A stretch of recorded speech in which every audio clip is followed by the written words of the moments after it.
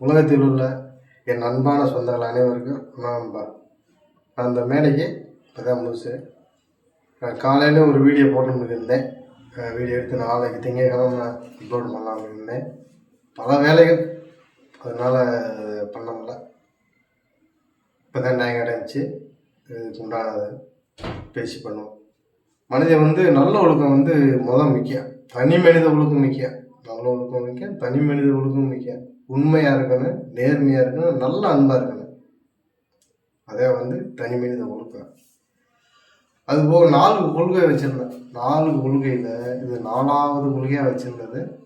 இப்போ ஃபஸ்ட்டு கொள்கையாக கொண்டு வர காலகட்டம் ஆயிடுச்சு. கொள்கைன்றதை காட்டி ஒரு அகிம்சை முறையில், ஒரு அன்பான வழியில் ஆயுதங்கள் வெடிக்கக்கூடிய ஆயுதங்கள் உலக நாடுகள், எல்லா நாடுகளும் வச்சுருக்காங்க. எல்லா நாடு தலைவர் வச்சுருக்காங்க.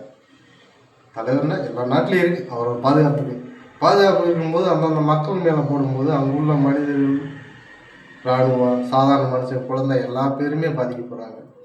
அதனால இது இந்த ஆயுதத்தை வெடிக்கக்கூடிய பொருளை தடை பண்ணணும்.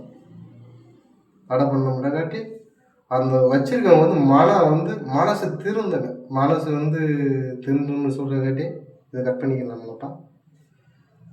மனசு அவங்க மாறணும்.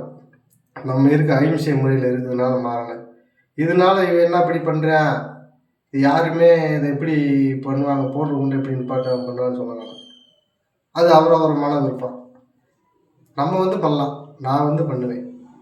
அகிம்சை முறையில் எப்படி அதுக்கு உண்டான ஒரு அன்பான வழியில் இருக்கணுமோ ஒரு எதிர்ப்பு கண்டிப்பாக கொடுப்பேன். இதை நீங்கள் உலக லெவலில் கொண்டு போய் உலக நாடுகளில் எந்தெந்த நாட்டில் நடக்குதோ அந்த நாட்டில் கூட கொண்டு போய் காமிச்சு மக்களை இந்த வழியை பயன்படுத்த சொல்லுங்கள். அப்போ தான் இருக்க மக்களாச்சும் காப்பாற்றி உலகத்தை அன்பான உலகமாக நம்ம உருவாக்க முடியும். ஒரு முக்கியமான வீடியோவை அடுத்த வாரம் போடுறேன். நன்றி.